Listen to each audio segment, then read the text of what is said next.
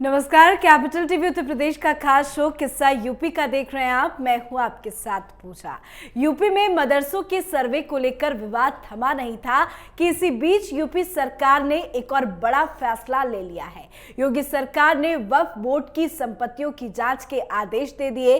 सरकार ने निर्देश दिया है कि सभी जिलों में 1 महीने के अंदर वक्फ बोर्ड की संपत्ति की जांच होगी। पर मदरसों की तरह ही इस सर्वे का जमकर विरोध हो रहा है। वक्फ की संपत्तियों के सर्वे को लेकर ओवैसी का कहना है कि यूपी सरकार नियमों की अनदेखी कर रही है। ओवैसी के साथ साथ अखिलेश यादव भी विरोध कर रहे हैं। मतलब साफ है कि सर्वे कराना कुछ लोगों को रास नहीं आ रहा। योगी का ऑर्डर पर किसे लग रहा है डर, आज इसी पर चर्चा करेंगे। बातचीत के लिए मेरे साथ स्टूडियो में मौजूद है कैपिटल टीवी के सीनियर एडिटर राजीव जी। राजीव जी, बहुत बहुत स्वागत है आपका। धन्यवाद। कल आपने बताया था कि सर्वे का जिस तरह से आदेश आया है, राजनीति जरूर देखने को मिलेगी। आज वैसा ही हुआ। ओवैसी सामने आते हैं, ओवैसी भी कई तरह के आरोप सरकार पे लगाते हैं। अखिलेश यादव भी विरोध कर रहे हैं। क्यों आखिर ये लोग विरोध प्रदर्शन कर रहे हैं? देखिए, इनके विरोध प्रदर्शन का कारण जो है उसके पीछे की सबसे बड़ी वजह तो पॉलिटिक्स है जी। ये पॉलिटिक्स कर रहे हैं और वो पॉलिटिक्स सिर्फ मुसलमानों के मुद्दे पर करते हैं जी। अखिलेश यादव या ओवैसी ने जैसा कहा कि योगी की सरकार नियमों का उल्लंघन कर रही है। अब उनको ये बताना चाहिए, वो खुद ही बैरिस्टर रहे हैं, वो जानकार आदमी हैं, तो उन्हें ये बताना चाहिए कि आखिरकार योगी सरकार ने जो सर्वे की बात कही है उसमें कौन से नियम का उल्लंघन किया जा रहा है। अगर हम वक्फ बोर्ड एक्ट 1995 की भी बात करें, जबकि उसी के कानून सम्मत होने पर सवाल या निशान उठ रहे हैं, अगर उसके अंतर्गत भी किसी तरीके का उसमें बदलाव किया जाता तो कहा जा सकता है कि नियमों का उल्लंघन किया जा रहा है। और नियम कानून कैसे कब बदलते हैं ये तो सबको पता है। जब कांग्रेस की सरकार लगातार मुस्लिम तुष्टीकरण के आधार पर जिस तरीके से नियमों से खिलवाड़ करती रही तो उस समय इनको नियम कानून की चिंता नहीं थी। अभी जो दिल्ली में मामला सामने आया है उसमें भी कई मामले ऐसे हैं जिसमें कहा गया है कि 70 साल पहले सरकार ने वक्फ को संपत्ति दी, जमीन दी, कब्रिस्तान बनाने के लिए जमीन दी गई, वो जमीनें वक्फ बोर्ड की हो गई। लेकिन यहाँ सर्वे का सवाल है, सर्वे किया जा रहा है और उस सर्वे में ये पता लगाया जा रहा है कि जो जमीन वक्फ के कब्जे में है वो आखिरकार जेन्युइन जमीन है या नहीं। क्या कंट्रोवर्शियल जमीनों को वक्फ के हवाले कर दिया गया है? इन लोगों ने जो दान में जमीनें दी है उस जमीन का मालिकाना हक किसके पास है? अब मालिकाना हक को लेके तो सवाल उठने चाहिए, जेन्युइन चीज़ें पता करनी चाहिए और सरकार यही कर रही है। क्योंकि उत्तर प्रदेश में हिंदू मुस्लिम के बीच जो विवाद चल रहा है उसके पीछे अखिलेश यादव ओवैसी जैसे नेता की पॉलिटिक्स रही है और ये फिर से वही पॉलिटिक्स करने की कोशिश कर रहे हैं। अगर कोई कानून के साथ खिलवाड़ कर रहा है तो वो ये लोग कर रहे हैं और उसके साथ साथ वो लोग कर रहे हैं जो धर्म के आड़ में हमेशा से अवैध कारोबार करते रहे हैं। ये जमीन के अवैध कारोबार का मामला भी सामने आ रहा है। जो वक्फ बोर्ड की संपत्ति है, जो जमीनें इन लोगों ने कब्जा की है, उसके पेपर दिखाने पड़ेंगे इन लोगों को कि आखिरकार जिसने ये दान में दी है संपत्ति वो दान जेन्युइन है कि नहीं जी। अब कई ऐसे मामले सामने आए हैं जिसमें ये दिखाई पड़ रहा है कि जमीन विवादित थी, उस जमीन पर अधिकार किसी और का था, किसी और ने दूसरे को बेच दिया और उसके दूसरे परिवार वालों ने क्या किया कि वो जमीन जब उसके हाथ से फिसलती जा रही थी तो उसने वक्फ को दान में दे दिया। अब जब वक्फ को दान में दिया तो वो इतना मजबूत ट्रस्ट है, एक तरीके से ये जो काउंसिल चल रही है जिसको सरकार का पहले समर्थन मिल रहा था, ये इतना मजबूत है, इसके पास वकीलों की फौज है, ये किसी भी तरह के अवैध जमीन को भी कब्जा करने में सक्षम है और इनके पास वकीलों की जो फौज है वो इसी मामले में लगी रहती है कि कहाँ पर कौन सी ज़मीन किस तरीके से वक्फ के नाम पे करवा के उनके ट्रस्टी काउंसिल के सदस्य इन लोगों के फ़ायदे के लिए उपयोग किया जाए। तो योगी सरकार को यही सारे इनपुट मिले थे। मदरसों को लेकर पहले से कंट्रोवर्सी चल रही थी, विवाद चल रहा था कि मदरसों में किस तरह की शिक्षा दी जाती है। अगर जो शिक्षा दी जाती है वो देश के लिए सही है कि नहीं।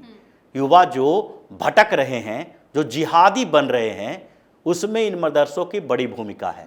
तो इसलिए उसके स्टैंडर्ड को देखने के लिए और जो अवैध तरीके से मदरसे चलाए जा रहे हैं, जो विदेशी फंडिंग आ रही है, उसके लिए उसका सर्वे कराया गया।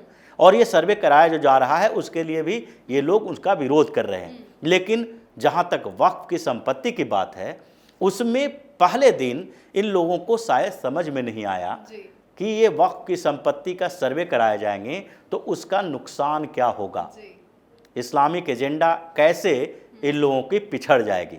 लेकिन जैसे ही लगा कि ये तो लंबा खेल है, योगी आदित्यनाथ की सरकार सिर्फ ये नहीं चाह रही है कि ये इन लोगों के रिकॉर्ड को अपने पास रखे, अब इनका डर सामने आ गया।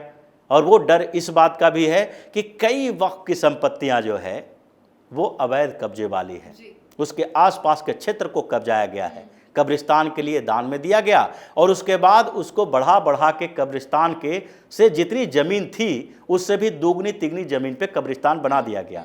जैसा कि चंद्रशेखर आज़ाद पार्क की घटना सामने आई, उसके बाद इलाहाबाद कानपुर में कई ऐसे ज़मीनें हैं जहां पर जो ज़मीन सरकार की थी उसके बाद एक छोटा सा मज़ार था उसके पास में, और वो मज़ार बढ़ते बढ़ते वो पूरा पार्क उसके अंदर मज़ार के अंदर चला गया।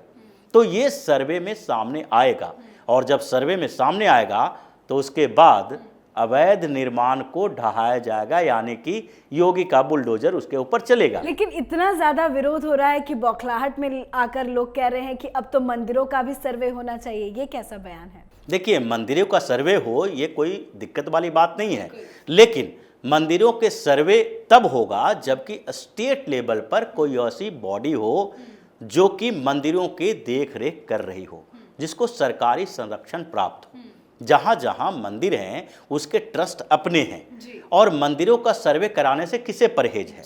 मंदिरों का सर्वे करवाइए, उसको भी देखिए कि ये वैध है या अवैध है, अवैध जमीन पर बनी हुई है। लेकिन अपने कुकर्मों को छिपाने के लिए दूसरे का उदाहरण देना ये सही बात नहीं हो सकती है, ये गलतियां हैं।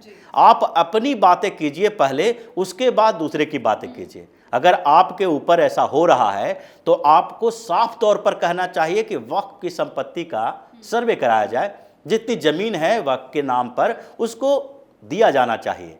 लेकिन दूसरी बात यह है कि इन जमीनों का, संपत्तियों का उपयोग किस स्तर पर किया जा रहा है। जैसा कि ये जब फैसला आया योगी सरकार का तो उसी समय ये बात भी सामने आई। सरकार की तरफ से कहा गया कि वक्फ की संपत्ति का उपयोग कहाँ हो रहा है, कैसे हो रहा है, अब उसका उपयोग सही तरीके से कराया जाएगा। अगर सही में उसकी जमीन है और सरकार को अगर एक कोई अल्पसंख्यक इंस्टीट्यूट खोलना है संभल में, कानपुर में, इलाहाबाद में, और वहाँ पर सरकार को ज़मीन की ज़रूरत है, अब अल्पसंख्यक संस्थान है, मुस्लिमों के लिए कोई संस्थान खोली जा रही है, कोई कॉलेज खोले जा रहे हैं या फिर कोई हॉस्टल खोला जा रहा है, उसके लिए सरकार के पास दो आधार हैं। एक तो सरकार के जिम्मे जो ज़मीन है उसके ऊपर खोला जाए, या दूसरे सरकार ज़मीन अधिग्रहण करे, और अधिग्रहण करे तो उसके लिए मुआवजा दे। तीसरे स्तर पर पूरे देश में यह मामला चल रहा है कि अगर इस्लाम के नाम पर कुछ ज़मीन पहले से ही मौजूद है, संपत्तियां हैं इनके पास, जो सही मायने में उसका दुरुपयोग किया जा रहा है, तो उसको सही तरीके से उसको उपयोग में लाया जाए। तो अगर सरकार को लगेगा कि वहाँ पर कोई ऐसे संस्थान खोलने हैं तो उसके लिए उन ज़मीनों का उपयोग किया जाएगा, क्योंकि वो इस्लाम के लिए ही किया जा रहा है, उस पर कोई कंट्रोवर्सी नहीं होगी। अगर वक्फ बोर्ड एक्ट के तहत भी देखा जाए तो उस एक्ट में भी साफ तौर पर लिखा हुआ है कि इस्लामिक विकास के लिए, धर्म के विकास के लिए, धार्मिक कामों के लिए इसका उपयोग किया जा सकता है। तो सिर्फ और सिर्फ कब्रिस्तान बनाने के लिए, मज़ार बनाने के लिए, मस्जिद बनाने के लिए ही तो उसका उपयोग नहीं किया जा सकता, दूसरे अर्थों में भी किया जा सकता है और सरकार के ऊपर इसका बोझ भी कमेगा। तो ये स्थितियां जी। एक और आखिरी मेरा सवाल आपसे है कि इस बीच योगी सरकार के दो बड़े फैसले सामने आए, एक तो मदरसे का सर्वे, दूसरा वक्फ की संपत्तियों का सर्वे। अब लोग ये कह रहे हैं कि योगी आदित्यनाथ हिंदू मुसलमान ज्यादा करते हैं, इस पे क्या आपकी राय है? देखिए, हिंदू मुसलमान तो पहले से ही हो रखा है, इसमें योगी आदित्यनाथ की भूमिका नहीं है। जब योगी आदित्यनाथ अगर राजनीति में नहीं आए थे, जिस समय हो सकता है कि योगी पैदा भी नहीं हुए थे, उस समय से कांग्रेस ने हिंदू मुसलमान किया। और उसके बाद जितनी सरकारें आई, जितनी राजनीतिक पार्टियां आई, आप हर क्षेत्रीय राजनीतिक पार्टियों को देख लें कि हिंदू मुसलमान कर कौन रहा है। अगर कांग्रेस की बात करें तो कांग्रेस का स्टैंड हमेशा प्रो मुस्लिम रहा है। अगर आप मुसलमानों को भारतीय जनता पार्टी का डर दिखाकर एकजुट करें तो वो पोलराइजेशन नहीं है, वो भी ध्रुवीकरण ही कहा जाएगा। तो ये कैसे संभव है कि क्रिया के विपरीत प्रतिक्रिया हो ही नहीं। अगर मुस्लिम ध्रुवीकृत होंगे तो हिंदू का ध्रुवीकरण क्यों नहीं होना चाहिए। अब तक यहाँ पर हिंदू ध्रुवीकरण नहीं हुआ है, ये एक आश्चर्य की बात है, क्योंकि यहाँ के बहुसंख्यक समाज को समझ ही में नहीं आया अभी तक कि उनके साथ ये सो कॉल्ड सेकुलर पार्टियों ने कितना बड़ा गेम किया है। चाहे कांग्रेस हो या उत्तर प्रदेश की बात करते हैं तो उत्तर प्रदेश में भारतीय जनता पार्टी के अलावा कोई भी ऐसी पार्टी नहीं है जो ये कह सके कि वो मुसलमानों के लिए सिर्फ काम नहीं कर रही है। समाजवादी पार्टी हर समय सिर्फ मुस्लिम मुद्दे पे सामने आती है। इसीलिए कांग्रेस, सपा, बसपा में एक कॉमन वोट जो मुस्लिम है उसके लिए टकराव होती रहती है। और साथ ही ये भी सामने दिखाई पड़ रहा है कि ये लोग जो मुसलमानों के लिए बात कर रहे हैं उसी से मुसलमान और भारतीय जनता पार्टी के खिलाफ पोलराइज होने लगे हैं, टैक्टिकल वोटिंग कर रहे हैं। अगर दिल्ली विधानसभा चुनाव की बात करें, पश्चिम बंगाल में विधानसभा चुनाव की बात करें, या फिर हाल में जो उत्तर प्रदेश में विधानसभा का चुनाव हुआ, हर जगह पर जहां मुसलमानों की जनसंख्या एक ठीक ठाक है वहां पर टैक्टिकल वोटिंग हुई। यानी जो पार्टी भारतीय जनता पार्टी को हराने की स्थिति में है, जो उसको चुनौती दे रही है, सारे मुसलमान उसी को वोट करेंगे, ममता बनर्जी को, समाजवादी पार्टी को या आम आदमी पार्टी को। तो ध्रुवीकरण जब हो चुका है, जब पहले से ही वो राजनीति चल रही है, तो उसमें योगी आदित्यनाथ तो सिर्फ और सिर्फ ये एक बन के उभरे हैं, उनकी छवि ऐसी बनी है जिससे कि हिंदुओं को अब लगने लगा है कि इनके साथ खड़ा होना चाहिए, क्योंकि इनके अलावा और सारे लोग जो उत्तर प्रदेश में हैं वो मुसलमानों की बात सिर्फ कर रहे हैं। जी, बहुत बहुत शुक्रिया समझाने के लिए। धन्यवाद। तो अब इस वक्त वक्फ संपत्तियों के सर्वे को लेकर भी सियासत तेज हो गई है। अखिलेश यादव साफ तौर पर मदरसा सर्वे और वक्फ सर्वे का विरोध कर रहे हैं। ओवैसी भी काफी बौखलाए हुए हैं, पर योगी ने ठाना है सर्वे तो होना ही है। बता दें आपको कि राज्य सरकार को ऐसे इनपुट मिले हैं कि वक्फ बोर्ड की प्रॉपर्टी पर अवैध कब्जे चल रहे हैं। ऐसे में उसी की जांच के लिए ये अहम फैसला लिया गया है और उम्मीद है जांच बारीकी से की जाएगी और अगर कुछ भी गलत पाया गया तो बड़ा एक्शन भी लिया जाएगा। आज के हमारे खास शो किस्सा यूपी में फिलहाल इतना ही। देखते रहिए कैपिटल टीवी उत्तर प्रदेश। नमस्कार।